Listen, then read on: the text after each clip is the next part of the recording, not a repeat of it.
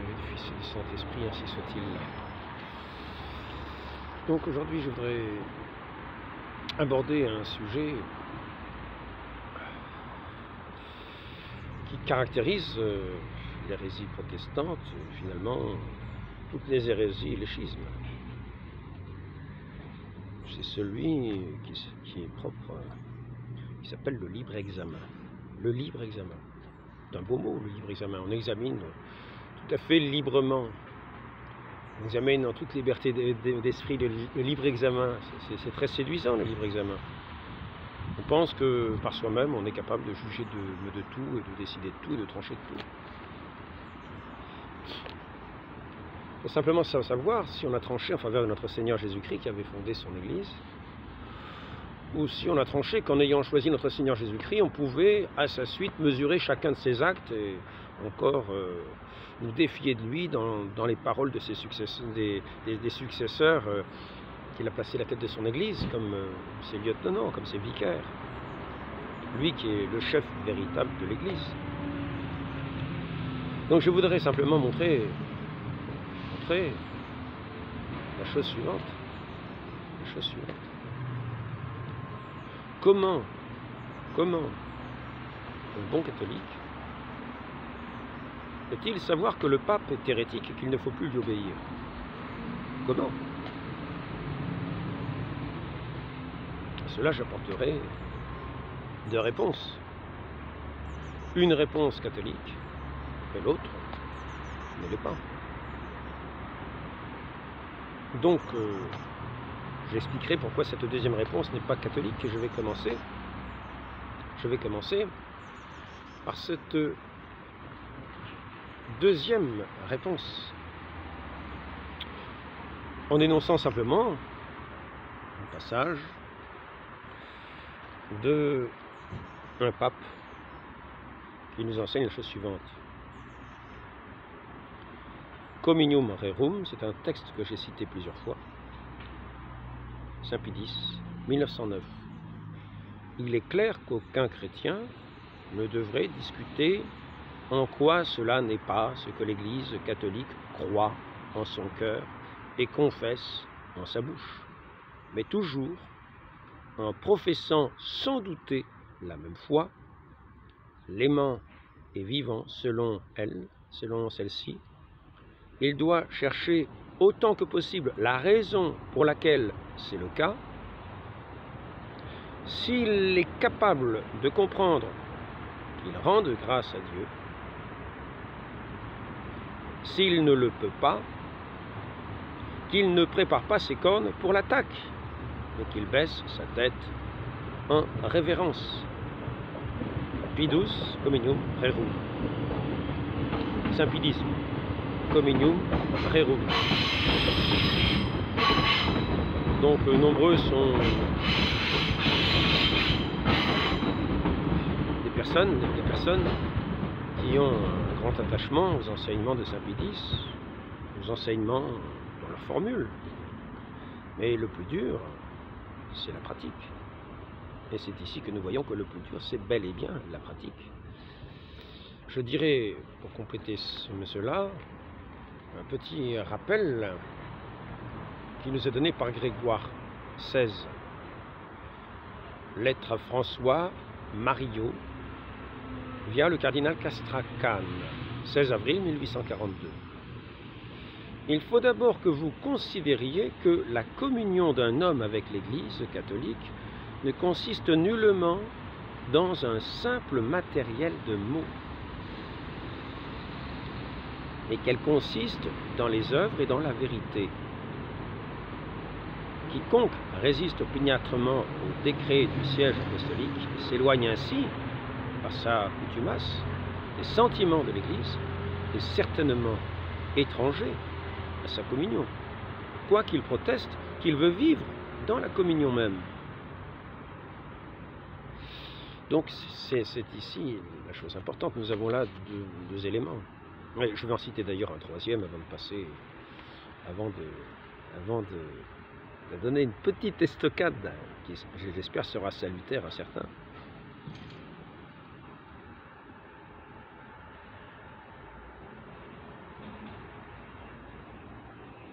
Par contre, scruter les actes épiscopaux, les critiquer, j'insiste bien, scruter, les critiquer, n'appartient nullement aux particuliers, mais cela regarde seulement ceux qui, dans la hiérarchie sacrée, ont un pouvoir supérieur, et surtout le pontife suprême, car c'est à lui que Jésus-Christ a confié le soin de paître partout, non seulement les agneaux, mais encore les brebis. Donc cela nous montre la recommandation qui est faite aux chrétiens catholiques qui ont foi dans l'Église. C'est un article du Credo. Nous croyons dans l'Église sainte, dans l'Église une, sainte, catholique, apostolique, et nous croyons que cette Église est établie indéfectiblement, jusqu'à la consommation des siècles, tel que c'est professé dans maintes et maintes enseignements des pères, jusqu'à la consommation des siècles, quelles que soient les prophéties. Quand la bouche du Seigneur a parlé, qui ira parler contre? Quel prophète ira parler contre? Jusqu'à la fin, jusqu'à la consommation des siècles. C'est un enseignement qui est repris par les papes. Parce que j'ai ici une citation ou deux.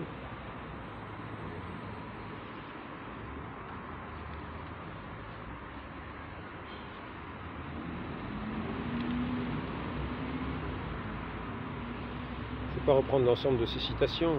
Pierre est établi bâti sur l'église sur laquelle les portes de l'enfer ne prévaudront point. Laissez pas ça. Mais l'expression même, c'est voilà, Simon, proclamé bienheureux après sa confession de foi, il devient alors la pierre d'assise sur laquelle l'église est bâtie. Il reçoit les clés du royaume des cieux. C'est Saint-Hilaire sur la Sainte Trinité. C'est l'éternité. Premier. Moi, je ne vais peut-être pas retrouver de passage qui correspond à ça. Mais enfin, c'est l'expression qui est utilisée dans maints endroits. Donc, cette église est établie jusqu'à la consommation des siècles. C'est-à-dire jusqu'à la fin du monde. C'est-à-dire jusqu'à la parousie. C'est-à-dire jusqu'au jugement. Jusqu'au jugement. Ça ne s'arrêtera pas à un moment donné. Et cette église, il est bien dit, cela c'est la foi catholique, que notre Seigneur a établi sur Pierre, comme nous venons de le voir ici. C'est la foi catholique. C'est la foi catholique que nous avons.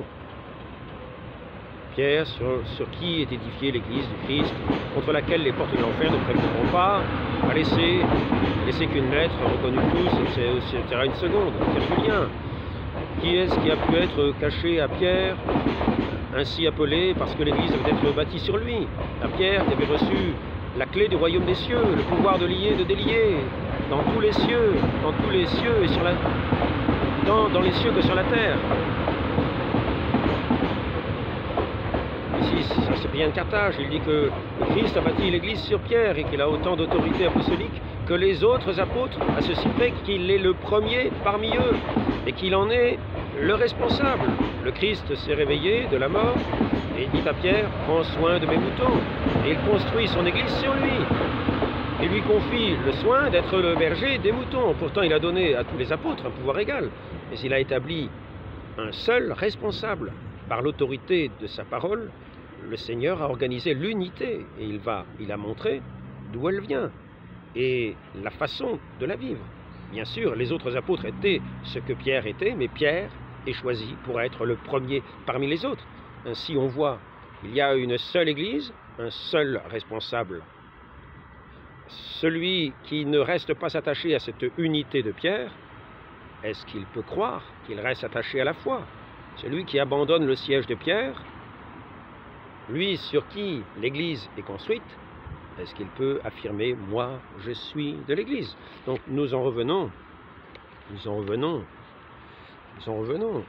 C'est la conséquence de la foi du chrétien dans cet article de foi de l'Église fondée sur Saint Pierre et sur ses successeurs, comme sur le roc, et tous ceux qui lui sont attachés, partage d'une certaine manière cette transmission, cette infaillibilité, cette indéfectibilité de l'Église, qui est promise à l'Église jusqu'à la consommation des siècles. Donc nous reconnaissons ici l'attitude du chrétien dans cet acte de foi, c'est-à-dire il sait que l'enseignement est donné par les apôtres. Ils vous écoutent, m'écoutent. Nous avons bien vu ce que nous dit Léon XIII ici.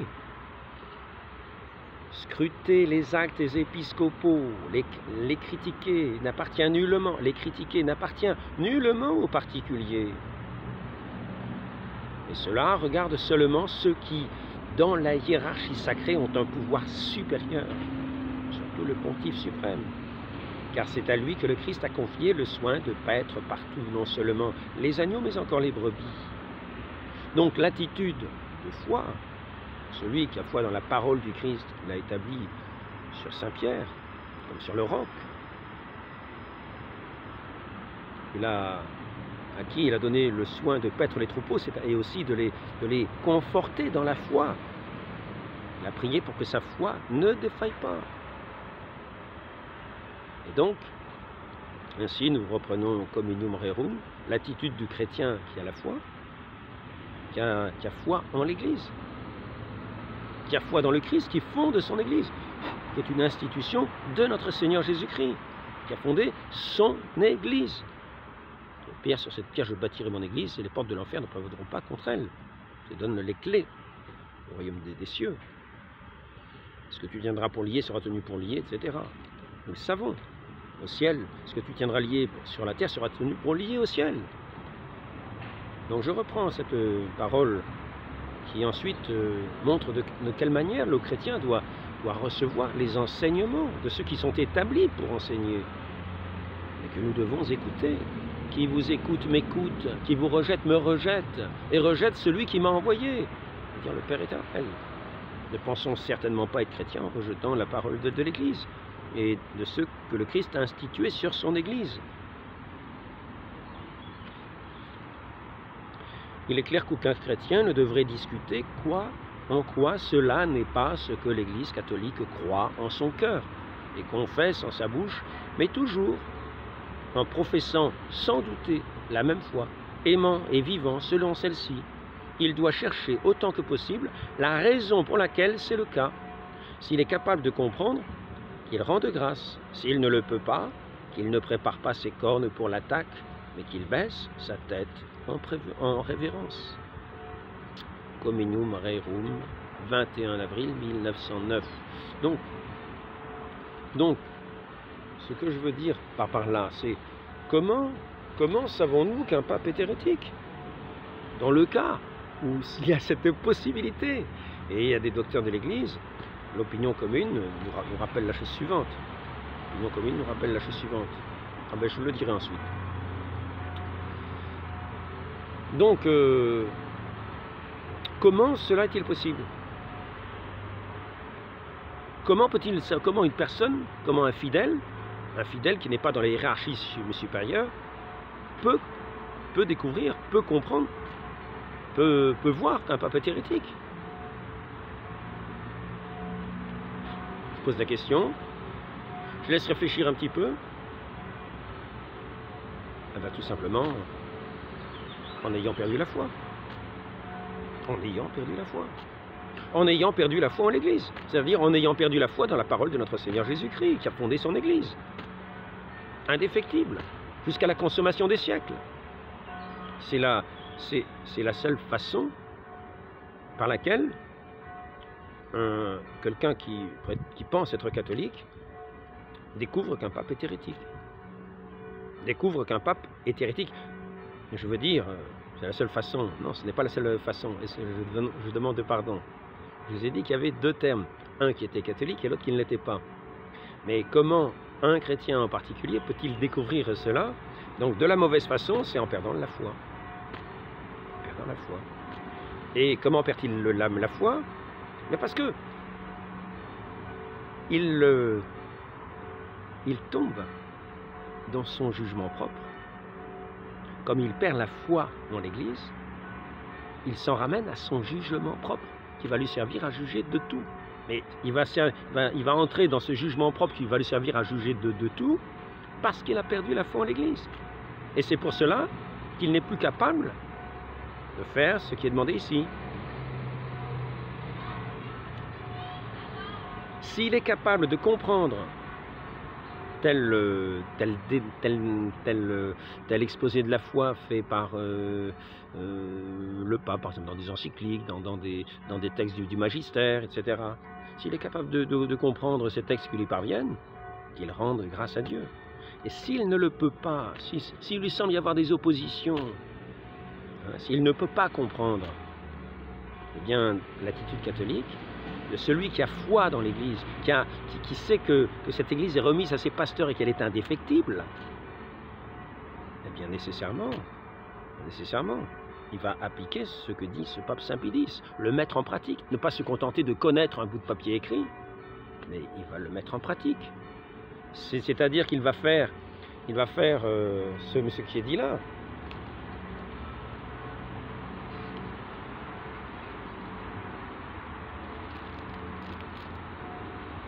Alors attention, là, un petit peu plus vite, quoi. Un peu plus rapide, le réflexe, quoi. Hein. Voilà, je crois qu'on va y arriver. C'est ici.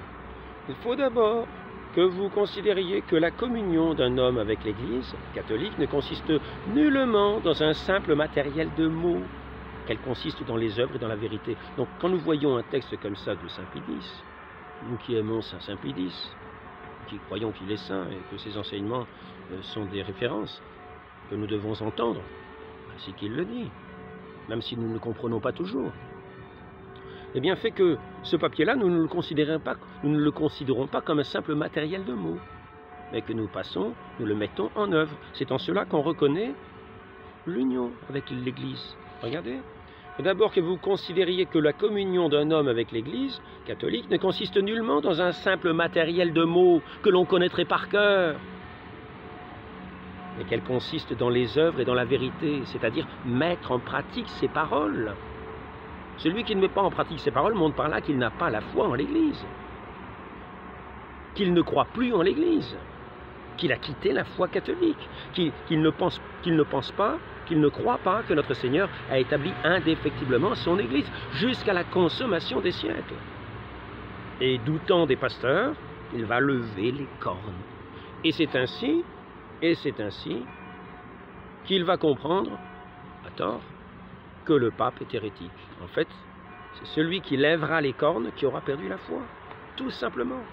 Car il n'y a pas moyen de savoir qu'un pape est hérétique de cette manière mauvaise qu'en tombant dans le libre examen.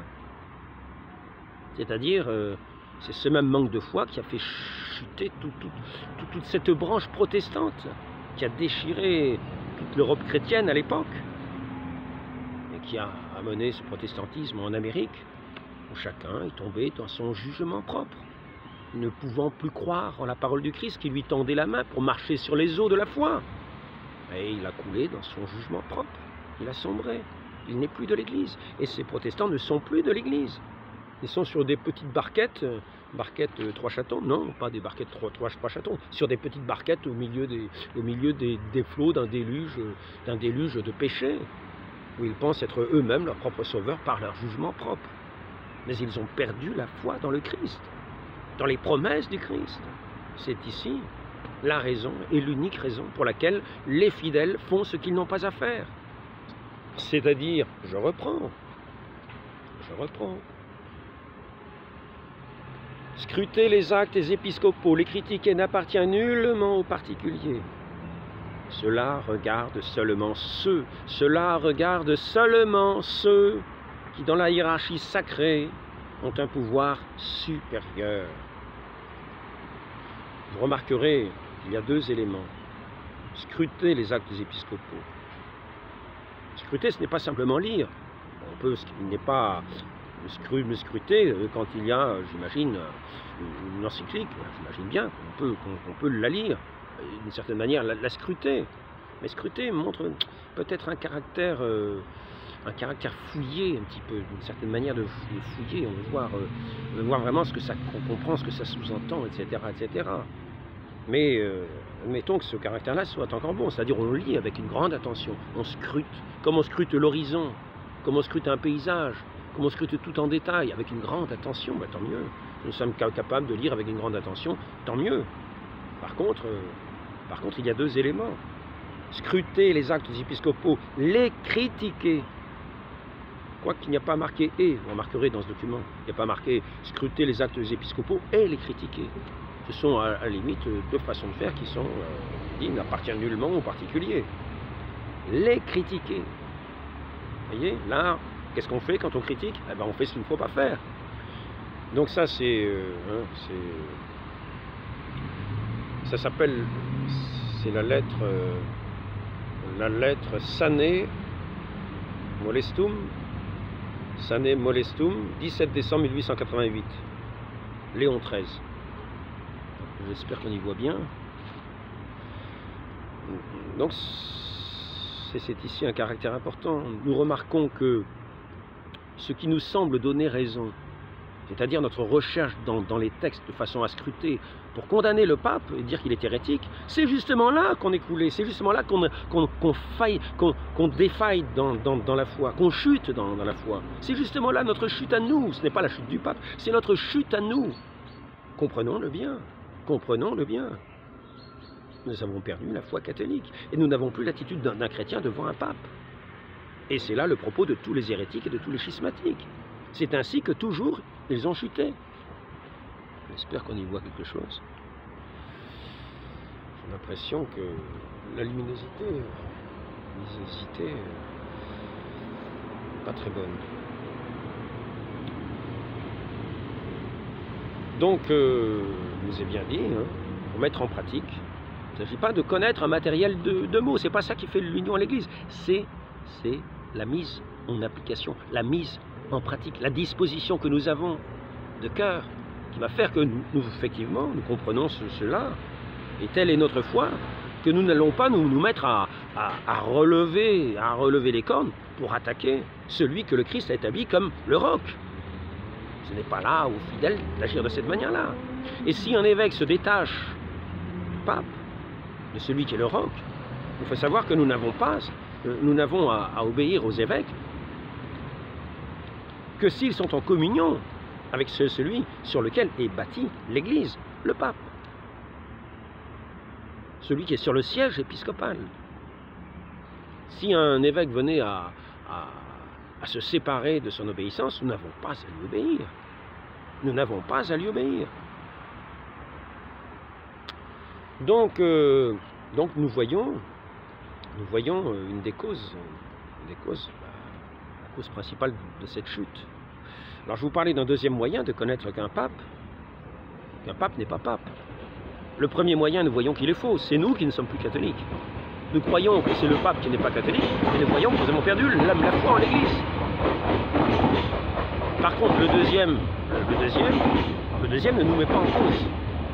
Le deuxième, nous laissons ce qui est à laisser faire, c'est-à-dire ceux qui ont cette charge de scruter et de critiquer. Scruter les actes épiscopaux et les critiquer n'appartient nullement aux particuliers, mais cela regarde seulement ceux qui, dans la hiérarchie sacrée, ont un pouvoir supérieur et surtout le pontife suprême. Ainsi, parmi ceux qui sont en union avec le pape, et qui sont chargés de scruter, etc., eh bien, il se trouve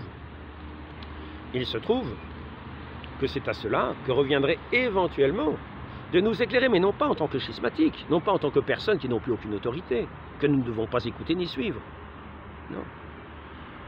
Mais simplement, les docteurs de l'Église, comme saint François de Sales, comme, comment il s'appelle, je ne me souviens plus, saint Alphonse de Liguori, des grands théologiens, par exemple Biluard, c'est lui qui nous rappelle la chose suivante. L'opinion plus commune des théologiens est que, en cas où un pape se serait déposé lui-même de par son hérésie, Il se serait déposé lui-même, et le Christ l'aurait déposé lui-même en tant que pape, de par son hérésie. C'est-à-dire qu'il ne serait plus pape, il ne serait même plus membre de l'Église. Mais l'Église n'en sait rien. Les fidèles, qui ne sont pas chargés de lever les cornes, mais qui ne doivent pas lever les cornes et qui doivent au contraire se tenir dans l'obéissance à l'Église, sont tenus de continuer à lui obéir.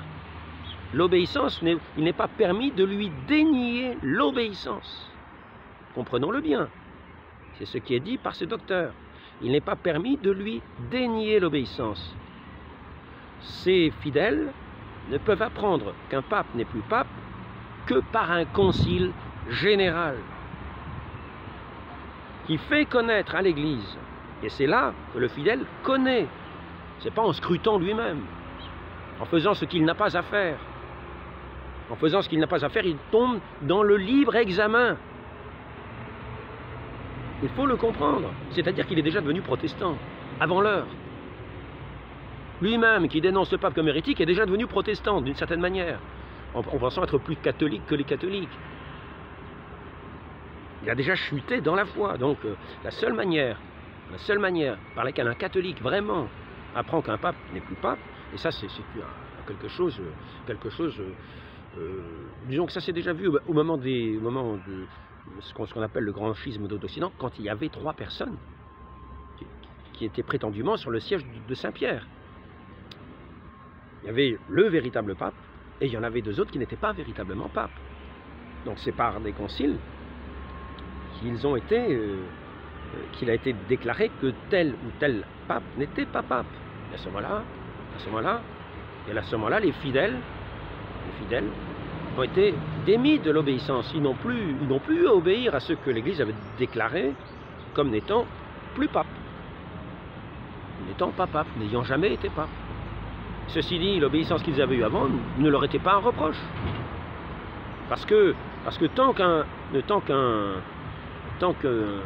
hérétique se tient sur le siège apostolique, et que tout le monde et que toute l'Église le tient pour étant le vrai pape, tant que l'Église ne sait pas qu'il est hérétique, tant que l'Église ne connaît pas qu'il n'est plus pape, qu'il n'est pas pape, tant que l'Église ne le connaît pas, l'Église est tenue de lui obéir. Et il a une juridiction, non pas de droit, puisqu'il n'est pas pape, ça j'en ai déjà parlé de multiples fois, mais une juridiction de fait, pour le bien commun de l'Église, que le Christ lui laisse. Et il n'y a aucun péché à demeurer en obéissance avec lui. Car les fidèles ne savent pas, et ne peuvent pas se savoir, puisqu'ils ont ces directives. Ils n'ont pas à soupçonner qu'un pape est hérétique, en aucune manière. Par contre, si un jour, il se trouve qu'il y a un concile, et qu'on déclare qu'un tel n'est pas pape parce qu'il ne croit pas en la Trinité, ou parce que ceci, ou parce que cela, et puis qu'il est pertinace dedans, c'est-à-dire qu'il maintient une hérésie, clairement, etc., etc. Il dit, il ne croit pas en la résurrection du Christ, il ne croit pas que le Christ est Dieu, il ne croit pas en la Sainte Trinité, etc. Toutes sortes d'hérésies. Des choses qui sont tenues en abomination, et qui sont, comment dire, et à ce moment-là, ce n'est pas à nous qu'il appartient de scruter les textes et de les critiquer, ce n'est pas aux simples fidèles. C'est à ceux qui sont de la hiérarchie supérieure, l'Église enseignante. L'Église enseignante.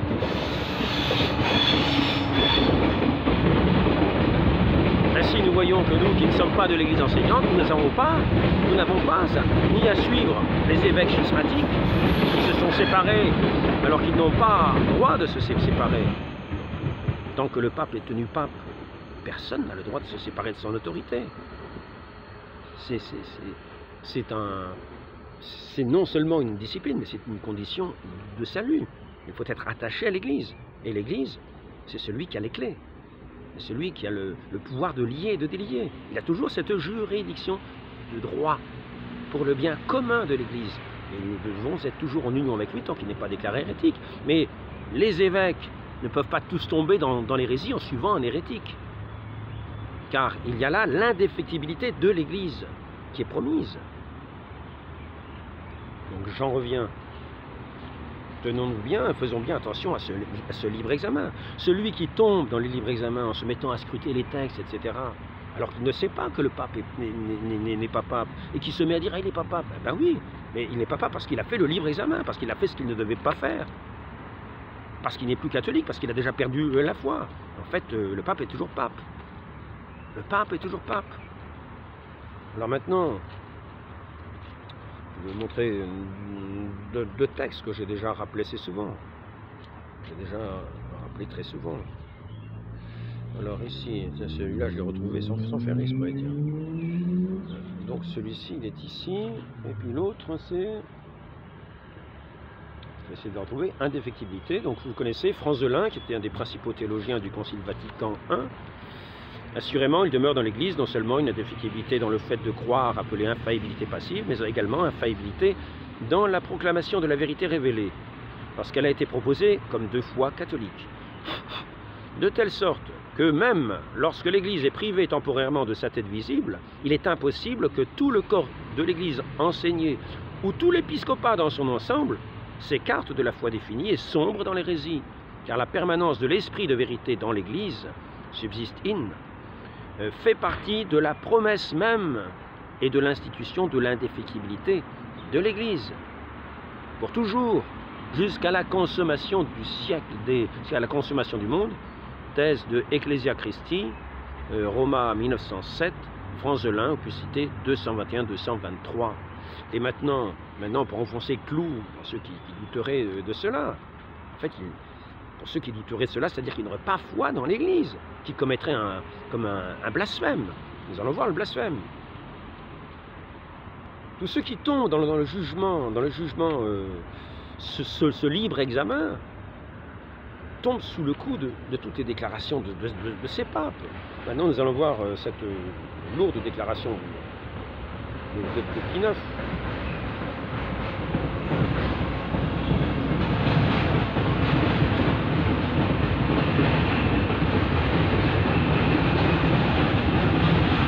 Puisqu'il rejette,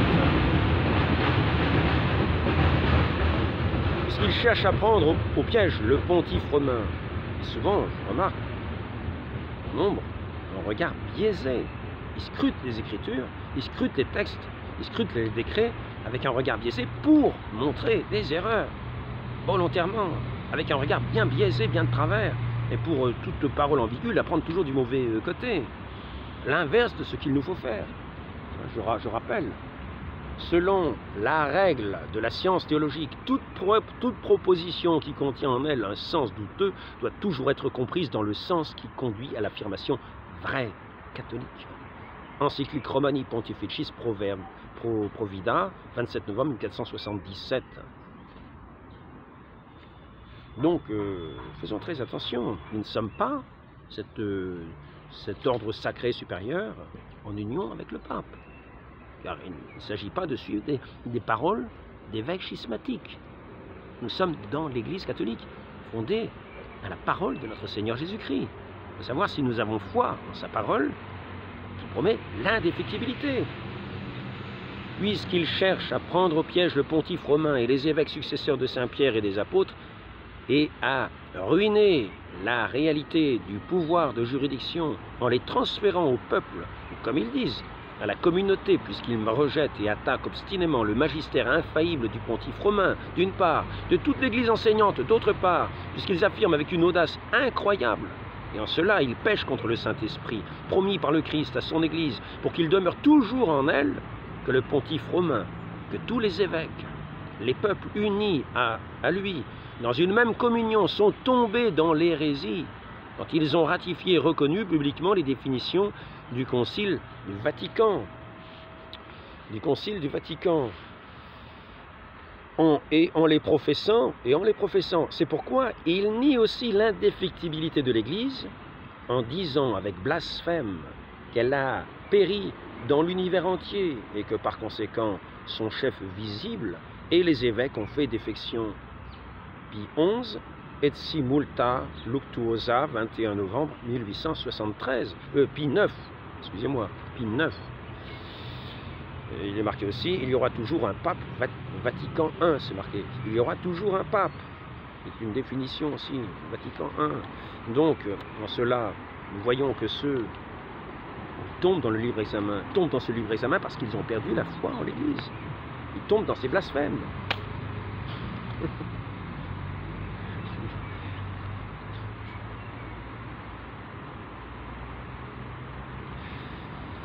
C'est principalement ce à quoi je voulais, ce que je voulais dire aujourd'hui. Comment un fidèle peut-il savoir qu'un pape est hérétique? Comment un fidèle peut-il savoir qu'un pape est hérétique? Eh bien, en tombant de la mauvaise façon, en perdant la foi en l'Église, et en tombant dans le livre examen. Car quand on a perdu, car quand on ne croit plus, ainsi que le dit, quand on ne croit plus, ainsi que le dit ce pape, hein, il nie aussi l'indéfectibilité de l'Église, disant avec blasphème qu'elle a péri dans l'univers entier. À ce moment-là, nécessairement, on est livré à son jugement. Quand on croit que l'Église a péri par l'univers entier, on est livré à son jugement. Mais comment a-t-on cru cela? En se livrant au livre examen, en scrutant soi-même les Écritures, tel qu'il nous est dit de ne pas le faire en tant que fidèle. Car l'enseignement a été confié à l'Église enseignante, et qui est une. Il ne s'agit pas de suivre les schismatiques, bien sûr, ni les hérétiques. Donc tenons-nous fermes en union avec celui qui est établi comme le roc, qui a les clés de l'Église, pour lier, délier. Et pour lier et délier, ce qui concerne aussi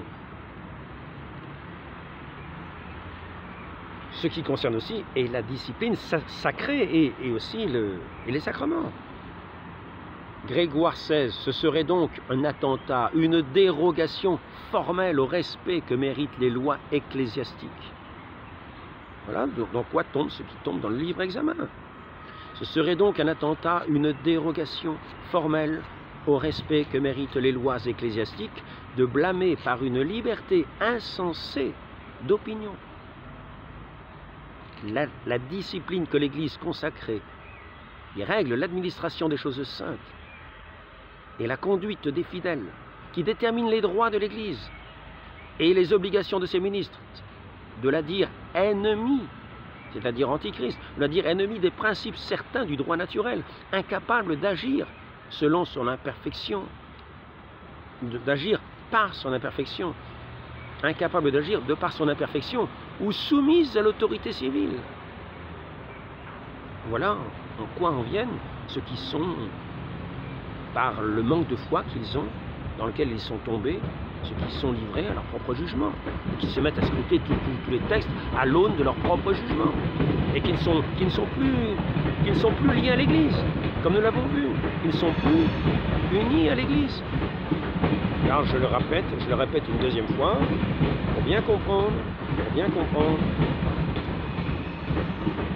faut d'abord que vous considériez que la communion d'un homme avec l'Église catholique ne consiste nullement dans un simple matériel de mots que l'on scruterait et que l'on connaîtrait par cœur. Elle consiste dans les œuvres et dans la vérité. Quiconque donc résiste opiniâtrement au décret du siège apostolique et s'éloigne ainsi, par sa coutumace, des sentiments de l'Église, est certainement étranger à sa communion, quoiqu'il proteste qu'il veut vivre dans la communion même. Quel grand malheur de voir que des communautés même entières, comme en Espagne, la communauté de Clarisse, croient entrer dans la vraie Église en quittant le siège, son unité avec le siège apostolique. Mais combien vont agir ainsi? Avant même qu'il y ait eu un concile général. Imaginons qu'il y a un concile général, d'accord, attendons la nouvelle élection. C'est ce que dit saint François de Sales. Il y a un concile général qui détermine que le pape n'est pas pape, et on procède à une nouvelle élection. Les fidèles ne sont pas en jeu. Mais quelle chose ahurissante que de voir une communauté de sœurs qui veulent vivre la perfection, se séparer de l'Église, aller en dehors de l'Église, devenir schismatique en pensant faire un acte de conversion. Mais c'est aller contre toutes les lois de l'Église, contre la foi de l'Église elle-même. C'est chuter lamentablement. C'est montrer un exemple scandaleux. Un exemple scandaleux. Et c'est participer à ce que l'on pourrait appeler l'éclipse de l'Église. C'est-à-dire faire croire que cette Église, que l'Église sainte de notre Seigneur n'est pas l'Église. Mais qu'il faut venir en dehors pour être vraiment de l'Église. Il faut vraiment faire soi-même son jugement, son examen son libre examen, arriver au libre examen de chacun. Et c'est ce à quoi nous arrivons. Nous arrivons dans des sociétés où chacun est dans son opinion, parce que petit à petit, nous perdons la foi. Nous avons perdu la foi en l'Église. Nous ne sommes plus capables de faire cet acte de foi en l'Église. Cette foi dans notre Seigneur Jésus-Christ qui a fondé son Église. Car c'est la raison pour laquelle nous devons croire en l'Église. C'est parce que c'est notre Seigneur qui l'a fondée. Donc, nous ne croyons plus en notre Seigneur Jésus-Christ. C'est ce manque de foi qui fait que nous retombons à notre propre jugement particulier. Ne nous fions plus à ceux qui sont établis par notre Seigneur dans cette hiérarchie sacrée pour enseigner. Pour enseigner. Et que nous est-il dit? Qu'est-il dit à ses successeurs des apôtres? Qui vous écoute, m'écoute. Et qui m'écoute, écoute celui qui m'a envoyé. Et qui vous rejette, me rejette.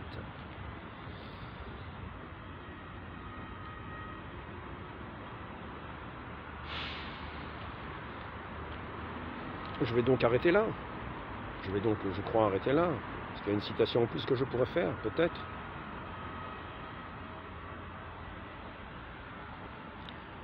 Il faut regarder comme manquant à ses devoirs, non seulement ceux qui repoussent ouvertement et en face l'autorité de leur chef, mais tout autant ceux qui s'y montrent contraires et hostiles par d'astucieuses tergiversations, par des voies obliques et dissimulées.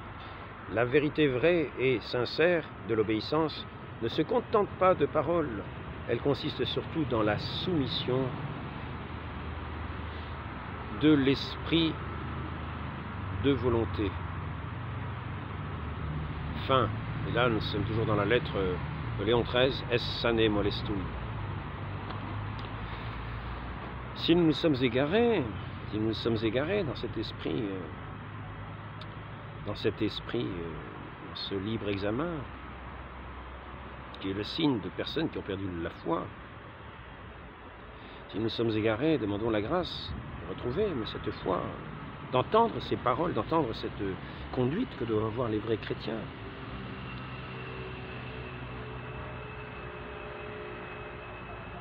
Nous ne nous mettons pas à lever les cornes pour attaquer et dire non, non, non, en montrant par là que nous sommes tombés dans ce libre examen, qui montre par là que nous ne sommes pas catholiques et que nous n'avons pas l'esprit catholique, ni la foi catholique.